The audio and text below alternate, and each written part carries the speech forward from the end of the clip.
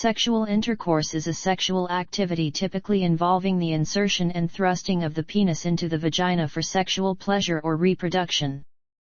This is also known as vaginal intercourse or vaginal sex. Other forms of penetrative sexual intercourse include anal sex, oral sex, fingering and penetration by use of a dildo. These activities involve physical intimacy between two or more individuals and are usually used among humans solely for physical or emotional pleasure and can contribute to human bonding. There are different views on what constitutes sexual intercourse or other sexual activity, which can impact on views on sexual health. Although sexual intercourse, particularly the term coitus, generally denotes penile vaginal penetration and the possibility of creating offspring, it also commonly denotes penetrative oral sex and penile anal sex, especially the latter. It usually encompasses sexual penetration, while non-penetrative sex has been labeled outer course, but non-penetrative sex may also be considered sexual intercourse. Sex, often a shorthand for sexual intercourse, can mean any form of sexual activity. Because people can be at risk of contracting sexually transmitted infections during these activities, safer sex practices are recommended by health professionals to reduce transmission risk. Various jurisdictions place restrictions on certain sexual acts, such as incest, sexual activity with minors, prostitution, rape, zoophilia, sodomy, premarital and extramarital sex. Religious beliefs also play a role in personal decisions about sexual intercourse or other sexual activity, such as decisions about virginity, or legal and public policy matters. Religious views on sexuality vary significantly between different religions and sects of the same religion, though there are common themes, such as prohibition of adultery. Reproductive sexual intercourse between non-human animals is more often called copulation, and sperm may be introduced into the female's reproductive tract in non-vaginal ways among the animals, such as by cloacal copulation. For most non-human mammals, mating and copulation occur at the point of estrus, which increases the chances of successful impregnation. However, bonobos, dolphins and chimpanzees are known to engage in sexual intercourse regardless of whether the female is in estrus, and to engage in sex acts with same-sex partners. Like humans engaging in sexual activity primarily for pleasure, this behavior in these animals is also presumed to be for pleasure, and a contributing factor to strengthening their social bonds. Behaviors. Definitions. Sexual intercourse may be called coitus, copulation, coition, or intercourse. Coitus is derived from the Latin word coitio or coire, meaning a coming together or joining together or to go together, and is known under different ancient Latin names for a variety of sexual activities, but usually denotes penile vaginal penetration. This is often called vaginal intercourse or vaginal sex. Vaginal sex, and less often vaginal intercourse, may also denote any vaginal sexual activity, particularly if penetrative, including sexual activity between lesbian couples. Copulation, by contrast, more often denotes the mating process, especially for non-human animals. It can mean a variety of sexual activities between opposite sex or same-sex pairings, but generally means the sexually reproductive act of transferring sperm from a male to a female or sexual procreation between a man and a woman. Although sex and having sex also most commonly denote penile vaginal intercourse, sex can be significantly broad in its meaning and may cover any penetrative or non-penetrative sexual activity between two or more people. The World Health Organization states that non-English languages and cultures use different words for sexual activity, with slightly different meanings.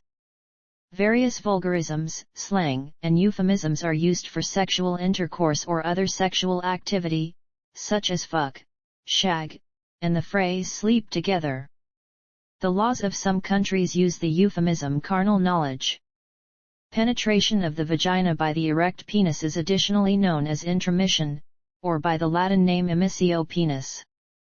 The age of first sexual intercourse is called sex arc. Vaginal, anal, and oral sex are recognized as sexual intercourse more often than other sexual behaviors. Sexual activity that does not involve penile vaginal sex or other sexual penetration might be used to retain virginity or labeled outer course.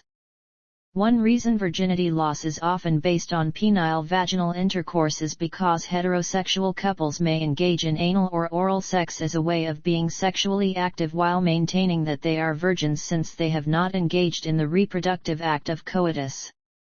Some gay men consider frauding or oral sex as a way of maintaining their virginities, with penile anal penetration used as sexual intercourse and for virginity loss, while other gay men may consider frauding or oral sex as their main forms of sexual activity. Lesbians may categorize oral sex or fingering as sexual intercourse and subsequently an act of virginity loss, or tribadism as a primary form of sexual activity. Researchers commonly use sexual intercourse to denote penile vaginal intercourse while using specific words, such as anal sex or oral sex, for other sexual behaviors. Scholars Richard M. Lerner and Lawrence Steinberg state that researchers also rarely disclose how they conceptualize sex or even whether they resolved potential discrepancies in conceptualizations of sex.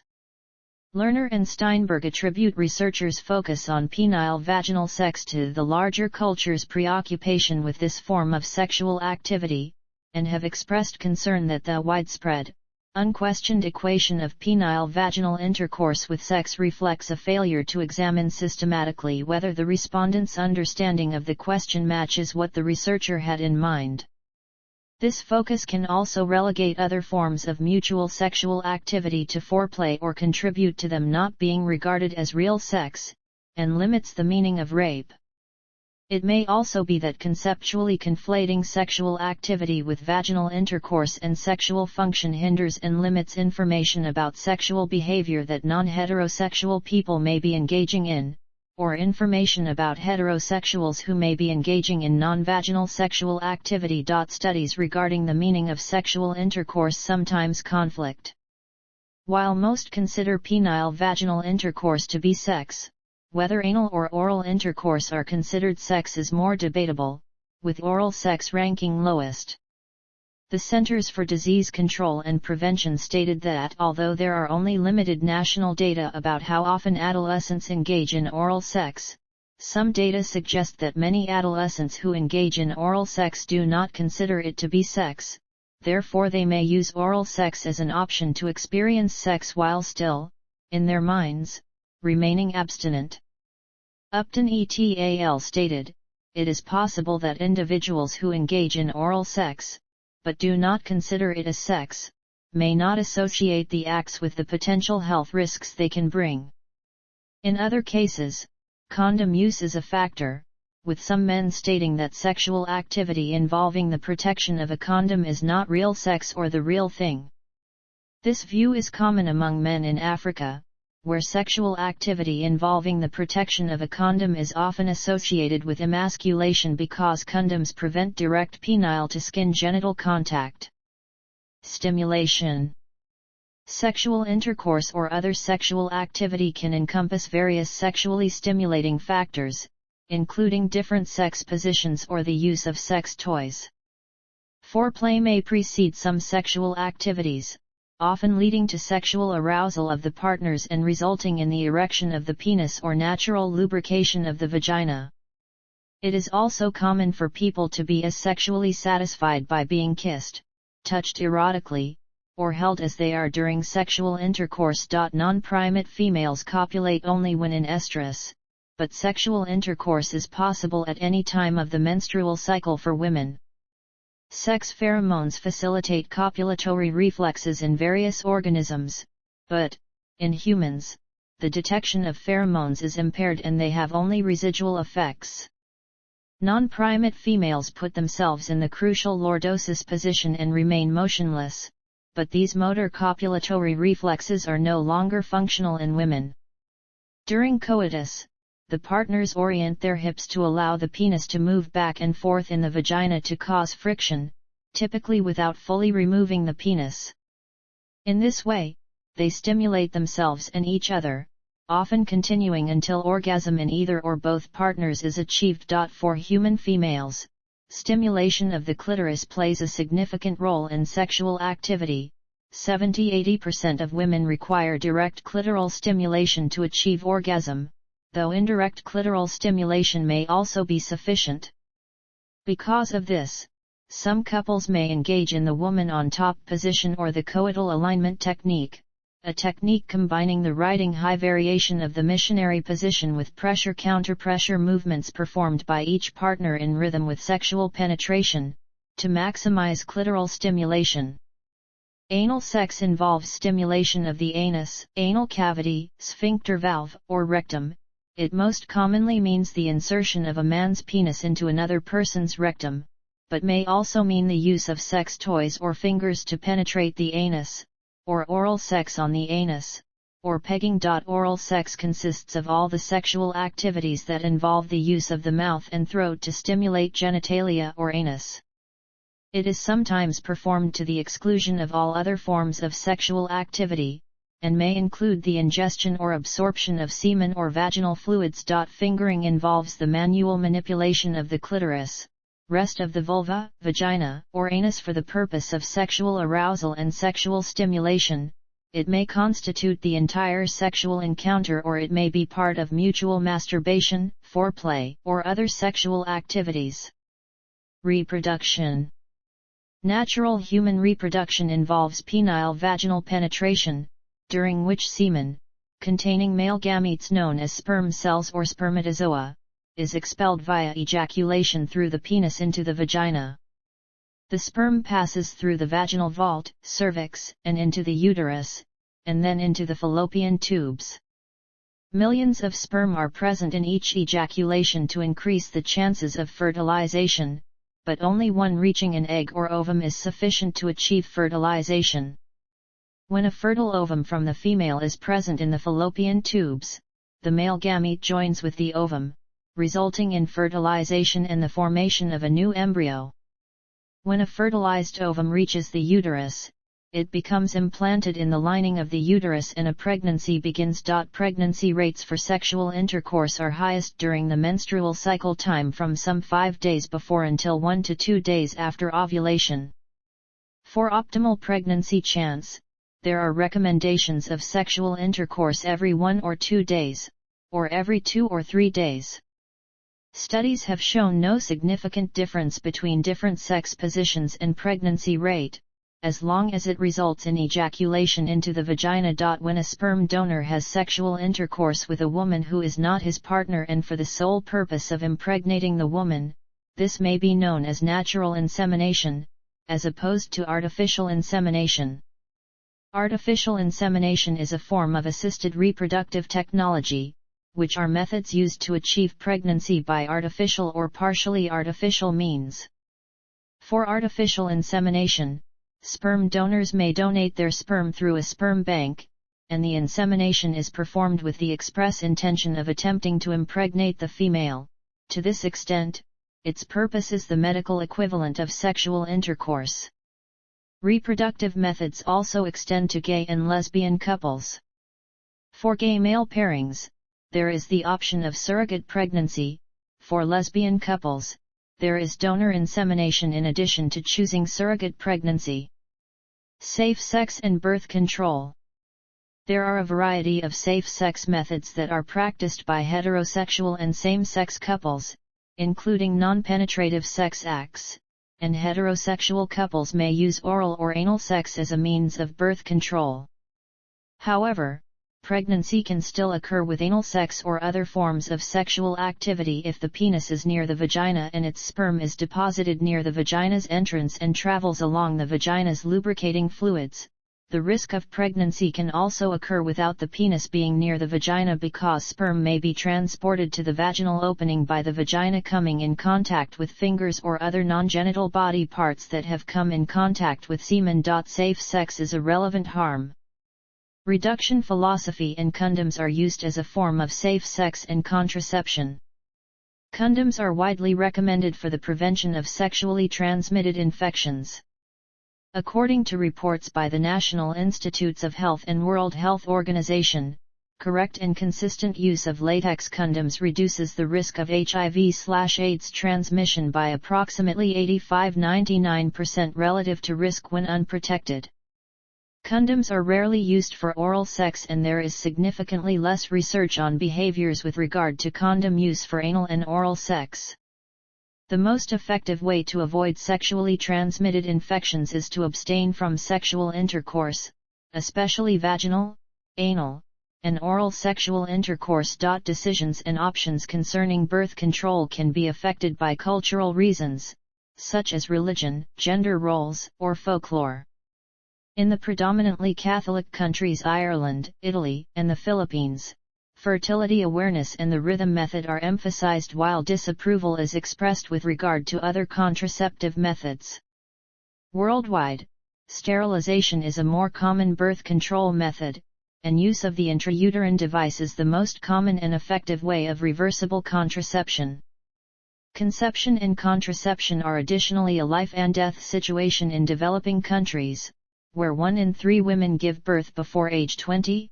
However, 90% of unsafe abortions in these countries could be prevented by effective contraception use. The National Survey of Sexual Health and Behavior indicated in 2010 that 1 of 4 acts of vaginal intercourse are condom protected in the U.S., that condom use is higher among Black and Hispanic Americans than among white Americans and those from other racial groups, and that adults using a condom for intercourse were just as likely to rate the sexual extent positively in terms of arousal, pleasure, and orgasm than when having intercourse without one.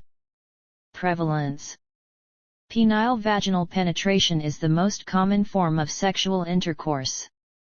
Studies indicate that most heterosexual couples engage in vaginal intercourse nearly every sexual encounter.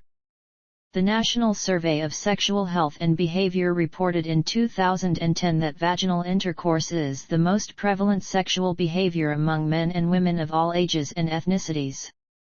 Clint E. Bruce et al. Stated that it is the most frequently studied behavior and is often the focus of sexuality education programming for youth. Wyden et al. Said that it is the most widely endorsed and practiced sexual act in our society. Regarding oral or anal intercourse, the CDC stated in 2009, studies indicate that oral sex is commonly practiced by sexually active male-female and same-gender couples of various ages, including adolescents. Oral sex is significantly more common than anal sex. The 2010 NSSHB study reported that vaginal intercourse was practiced more than insertive anal intercourse among men, but that 13% to 15% of men aged 25 to 49 practiced insertive anal intercourse.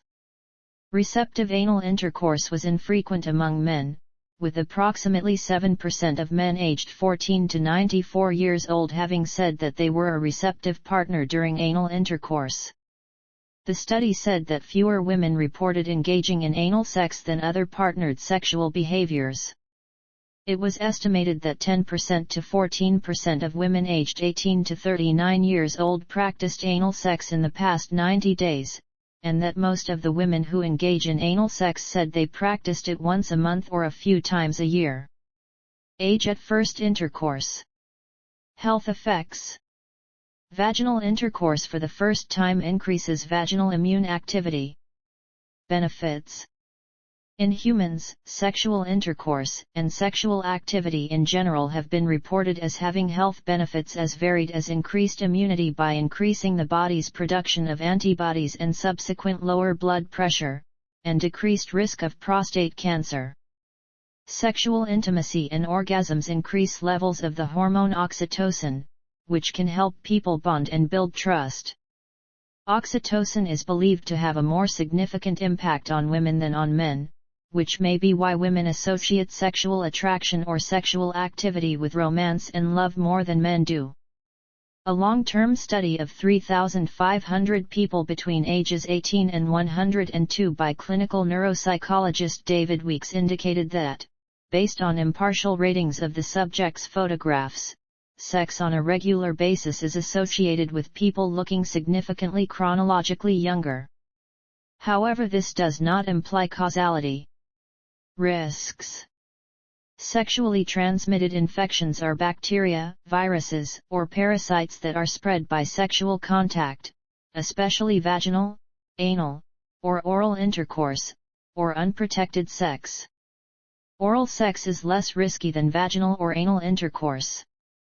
Many times, STIs initially do not cause symptoms, increasing the risk of unknowingly passing the infection on to a sex partner or others. There are 19 million new cases of sexually transmitted infections every year in the US, and, in 2005, the World Health Organization estimated that 448 million people aged 15–49 were infected per year with curable STIs.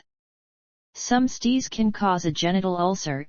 Even if they do not, they increase the risk of both acquiring and passing on HIV up to 10-fold. Hepatitis B can also be transmitted through sexual contact. Globally, there are about 257 million chronic carriers of hepatitis B. HIV is one of the world's leading infectious killers. In 2010, approximately 30 million people were estimated to have died because of it since the beginning of the epidemic.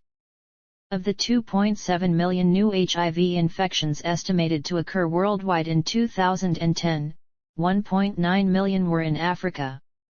The World Health Organization also stated that the estimated 1.2 million Africans who died of HIV-related illnesses in 2010 comprised 69% of the global total of 1.8 million deaths attributable to the epidemic.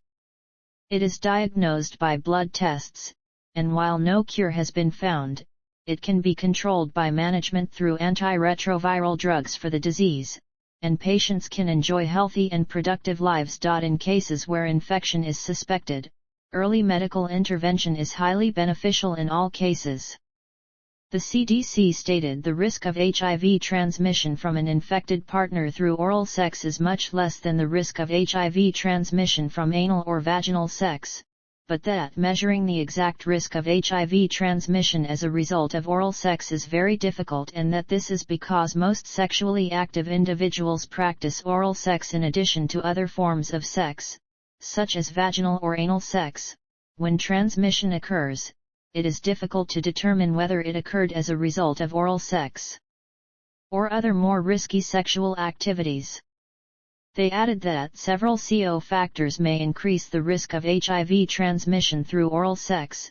This includes ulcers, bleeding gums, genital sores, and the presence of other STIs. In 2005, the World Health Organization estimated that 123 million women become pregnant worldwide each year, and around 87 million of those pregnancies, or 70.7%, are unintentional.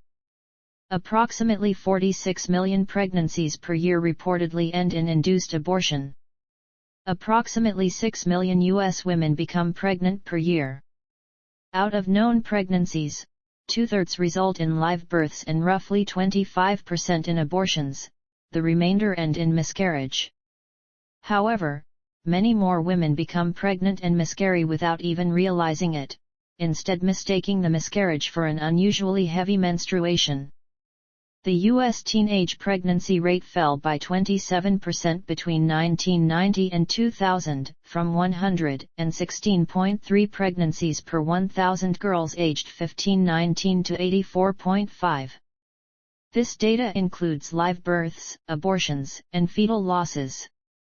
Almost 1 million American teenage women, 10% of all women aged 15–19 and 19% of those who report having had intercourse, become pregnant each year. Sexual activity can increase the expression of a gene transcription factor called FOSIB in the brain's reward center. Consequently, excessively frequent engagement in sexual activity on a regular basis can lead to the overexpression of FOSIB, inducing an addiction to sexual activity. Sexual addiction or hypersexuality is often considered an impulse control disorder or a behavioral addiction. It has been linked to atypical levels of dopamine, a neurotransmitter. This behavior is characterized by a fixation on sexual intercourse and disinhibition. It was proposed that this addictive behavior be classified in DSM-5 as an impulsive-compulsive behavioral disorder. Addiction to sexual intercourse is thought to be genetically linked. Those having an addiction to sexual intercourse have a higher response to visual sexual cues in the brain. Those seeking treatment will typically see a physician for pharmacological management and therapy. One form of hypersexuality is Klein-Levin syndrome. It is manifested by hypersomnia and hypersexuality and remains relatively rare. Sexual activity can directly cause death, particularly due to coronary circulation complications, which is sometimes called coital death, coital sudden death or coital coronary. However, coital deaths are significantly rare. People, especially those who get little or no physical exercise, have a slightly increased risk of triggering a heart attack or sudden cardiac death when they engage in sexual intercourse or any vigorous physical exercise that is engaged in on a sporadic basis. Regular exercise reduces, but does not eliminate, the increased risk. Duration and genital complications. Sexual intercourse, when involving a male participant, often ends when the male has ejaculated, and thus the partner might not have time to reach orgasm. In addition, premature ejaculation is common, and women often require a substantially longer duration of stimulation with a sexual partner than men do before reaching an orgasm. Scholars, such as Whiten et al., state that many couples are locked into the idea that orgasms should be achieved only through intercourse, that the word foreplay suggests that any other form of sexual stimulation is merely preparation for the main event, and that because women reach orgasm through intercourse less consistently than men, they are likelier than men to fake an orgasm to satisfy their sexual partners. In 1991, scholars from the Kinsey Institute stated, "The truth is that the time between penetration and ejaculation varies not only from man to man, but from one time to the next for the same man." They added that the appropriate length for sexual intercourse is the length of time it takes for both partners to be mutually satisfied, emphasizing that Kinsey found that 75% of men ejaculated within 2 minutes of penetration. But he didn't ask if the men or their partners considered 2 minutes mutually satisfying, and more recent research reports slightly longer times for intercourse. A 2008 survey of Canadian and American sex therapists stated that the average time for heterosexual intercourse was 7 minutes and that 1 to 2 minutes was too short, 3 to 7 minutes was adequate and 7 to 13 minutes desirable, while 10 to 30 minutes was too long. Anorgasmia is regular difficulty reaching orgasm after ample sexual stimulation, causing personal distress. This is significantly more common in women than in men, which has been attributed to the lack of sex education with regard to women's bodies, especially in sex-negative cultures, such as clitoral stimulation usually being key for women to orgasm. The physical structure of coitus favors penile stimulation over clitoral stimulation. The location of the clitoris then usually necessitates manual or oral stimulation in order for the woman to achieve orgasm. Approximately 25% of women report difficulties with orgasm, 10% of women have never had an orgasm, and 40% or 40-50% have either complained about sexual dissatisfaction or experienced difficulty becoming sexually aroused at some point in their lives. Vaginismus is involuntary tensing of the pelvic floor musculature, making coitus, or any form of penetration of the vagina, distressing, painful and sometimes impossible for women. It is a conditioned reflex of the pubicoccygeus muscle, and is sometimes referred to as the PC muscle. Vaginismus can be hard to overcome because if a woman expects to experience pain during sexual intercourse, this can cause a muscle spasm, which results in painful sexual intercourse. Treatment of vaginismus often includes both psychological and behavioral techniques, including the use of vaginal dilators. Additionally, the use of Botox as a medical treatment for vaginismus has been tested and administered. Painful or uncomfortable sexual intercourse may also be categorized as dyspareunia. Approximately 40% of males reportedly have some form of erectile dysfunction or impotence, at least occasionally. Premature ejaculation has been reported to be more common than erectile dysfunction, although some estimates suggest otherwise. Due to various meanings of the disorder, estimates for the prevalence of premature ejaculation vary significantly more than for erectile dysfunction. For example, the Mayo Clinic states, estimates vary, but as many as 1 out of 3 men may be affected by it at some time. Further, Masters and Johnson speculated that premature ejaculation is the most common sexual dysfunction, even though more men seek therapy for erectile difficulties, and that this is because although an estimated 15% to 20% of men experience difficulty controlling rapid ejaculation, most do not consider it a problem requiring help, and many women have difficulty expressing their sexual needs. The American Urological Association estimates that premature ejaculation could affect 21% of men in the United States. For those whose impotence is caused by medical conditions, prescription drugs such as Viagra, Cialis, and Levitra are available. However, doctors caution against the unnecessary use of these drugs because they are accompanied by serious risks such as increased chance of heart attack. The selective serotonin reuptake inhibitor and antidepressant drug dopoxetin has been used to treat premature ejaculation.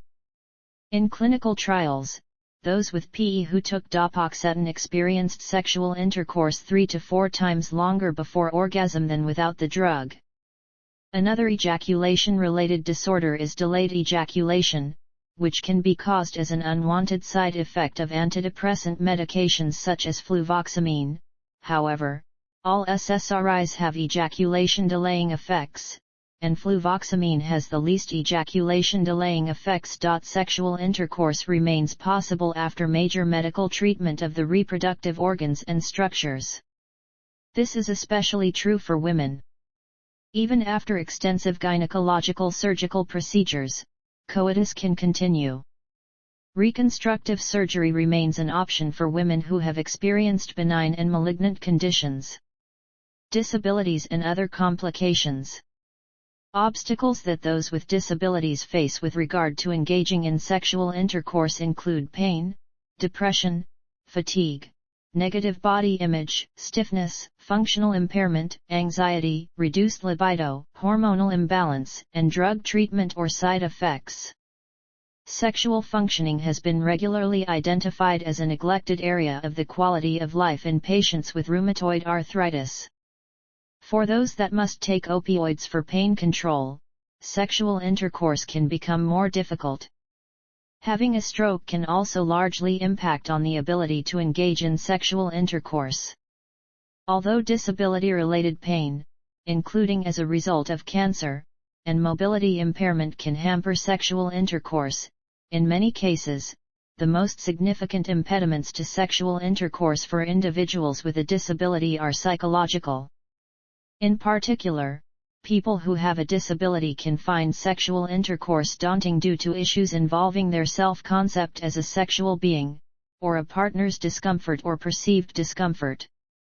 Temporary difficulties can arise with alcohol and sex, as alcohol can initially increase interest through disinhibition but decrease capacity with greater intake. However, disinhibition can vary depending on the culture. People with mental disabilities also are subject to challenges in participating in sexual intercourse. Women with intellectual disabilities are often presented with situations that prevent sexual intercourse. This can include the lack of a knowledgeable healthcare provider trained and experienced in counseling those with ID on sexual intercourse. Those with ID may have hesitations regarding the discussion of the topic of sex, a lack of sexual knowledge and limited opportunities for sex education. In addition, there are other barriers such as a higher prevalence of sexual abuse and assault. These crimes often remain underreported. There remains a lack of dialogue around this population's human right to consensual sexual expression, undertreatment of menstrual disorders, and legal and systemic barriers. Women with ID may lack sexual health care and sex education. They may not recognize sexual abuse. Consensual sexual intercourse is not always an option for some. Those with ID may have limited knowledge and access to contraception, screening for sexually transmitted infections and cervical cancer. Social effects. Adults.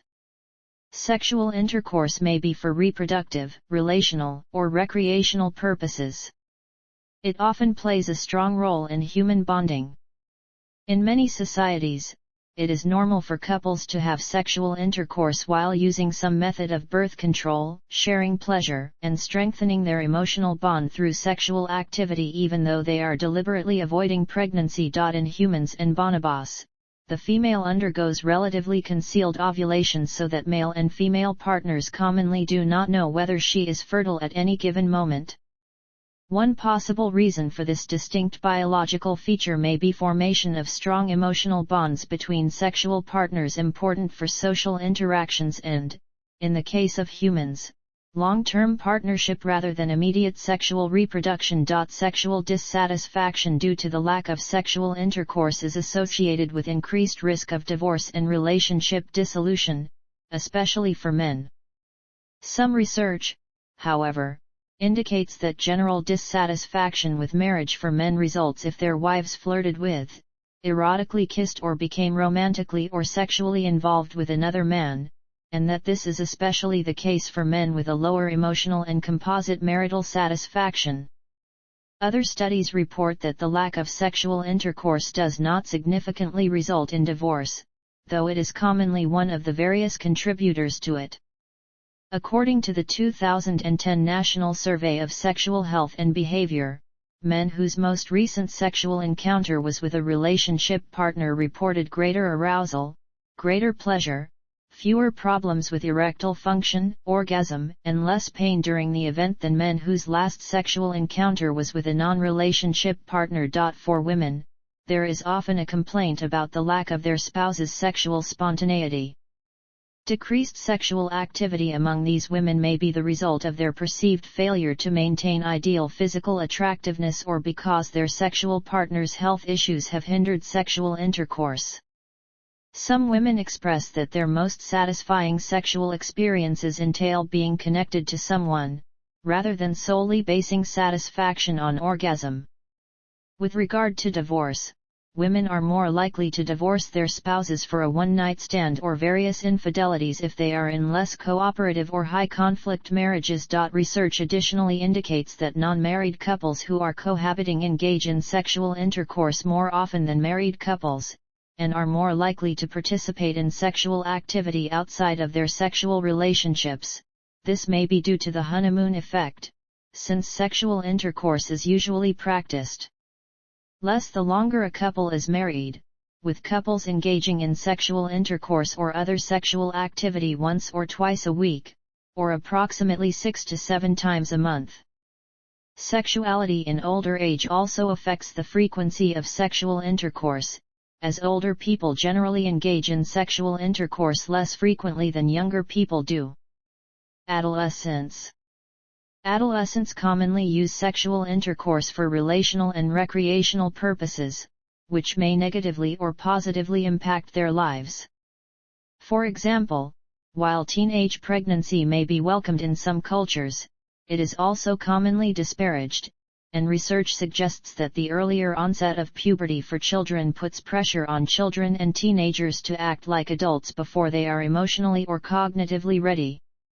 Some studies have concluded that engaging in sexual intercourse leaves adolescents, especially girls, with higher levels of stress and depression, and that girls may be likelier to engage in sexual risk, but it may be that further research is needed in these areas.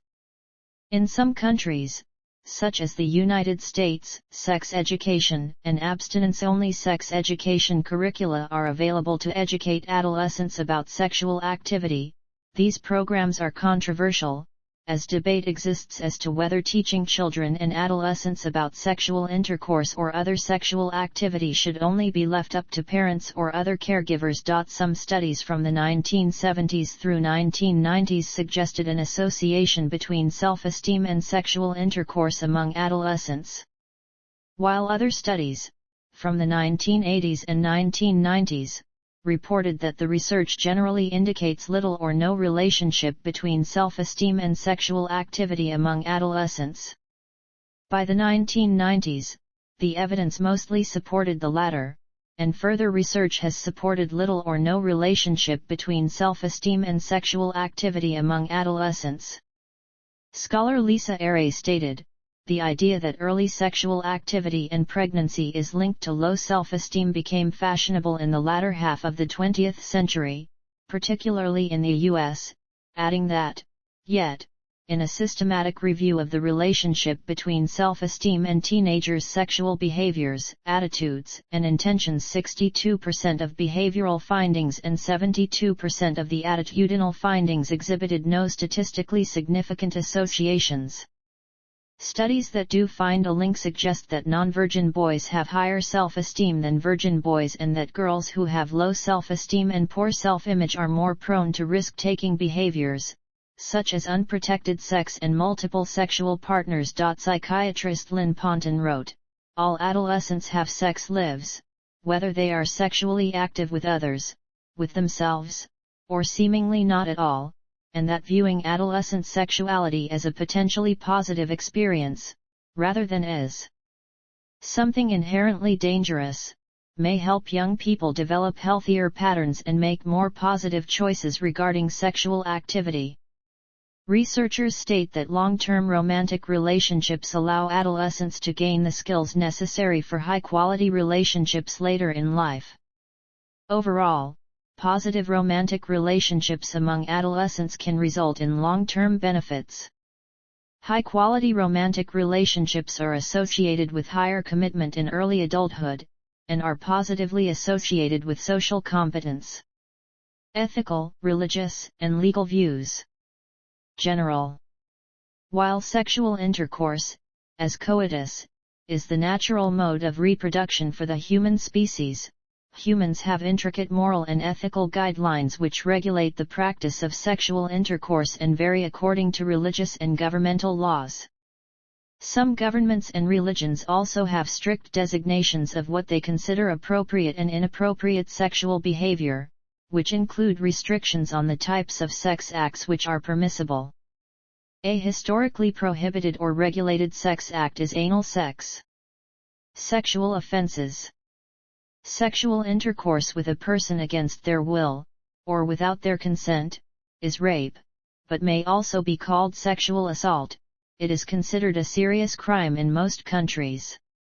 More than 90% of rape victims are female, 99% of rapists male, and only about 5% of rapists are strangers to the victims. Most countries have age of consent laws which set the minimum legal age with whom an older person may engage in sexual intercourse, usually set at 16 to 18, but ranges from 12 to 20 years of age.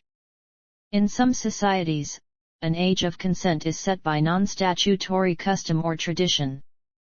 Sex with a person under the age of consent, regardless of their stated consent, is often considered sexual assault or statutory rape depending on differences in ages of the participants. Some countries treat any sex with a person of diminished or insufficient mental capacity to give consent, regardless of age, as rape. Robert Frenker et al. Stated that prior to the 1970s, rape definitions of sex often included only penile vaginal sexual intercourse. Authors Pamela J. Kalbfleisch and Michael J. Cody stated that this made it so that if sex means penile vaginal intercourse, then rape means forced penile vaginal intercourse, and other sexual behaviors such as fondling a person's genitals without her or his consent, forced oral sex, and same-sex coercion are not considered rape. They stated that although some other forms of forced sexual contact are included within the legal category of sodomy, many unwanted sexual contacts have no legal grounding as rape in some states. Ken Plummer argued that the legal meaning of rape in most countries is unlawful sexual intercourse, which means the penis must penetrate the vagina, and that other forms of sexual violence towards women such as forced oral sex or anal intercourse, or the insertion of other objects into the vagina, constitute the less serious crime of sexual assault. Over time, the meaning of rape broadened in some parts of the world to include many types of sexual penetration, including anal intercourse, fellatio, cunnilingus, and penetration of the genitals or rectum by an inanimate object. Until 2012, the Federal Bureau of Investigation still considered rape a crime solely committed by men against women. In 2012, they changed the meaning from the carnal knowledge of a female forcibly and against her will to the penetration, no matter how slight, of the vagina or anus with any body part or object, or oral penetration by a sex organ of another person, without the consent of the victim. The meaning does not change federal or state criminal codes or impact charging and prosecution on the federal, state or local level, but instead assures that rape will be more accurately reported nationwide. In some instances, penetration is not required for the act to be categorized as rape. In most societies around the world, the concept of incest exists and is criminalized. James Rafi, a senior lecturer in criminology at Monash University, addressed potential harm associated with familial sexual activity, such as resulting children born with deficiencies. However, the law is more concerned with protecting the rights of people who are potentially subjected to such abuse. This is why familial sexual relationships are criminalized, even if all parties are consensual. There are laws prohibiting all kinds of sexual activity between relatives, not necessarily penetrative sex. These laws refer to grandparents, parents, children, siblings, aunts, and uncles. There are differences between states in terms of the severity of punishments and what they consider to be a relative, including biological parents, step-parents, adoptive parents, and half-siblings. Another sexual matter concerning consent is zoophilia, which is a paraphilia involving sexual activity between human and non-human animals, or a fixation on such practice. Human sexual activity with non-human animals is not outlawed in some jurisdictions, but it is illegal in others under animal abuse laws or laws dealing with crimes against nature. Romantic relationships. Marriage and relationships. Religious views.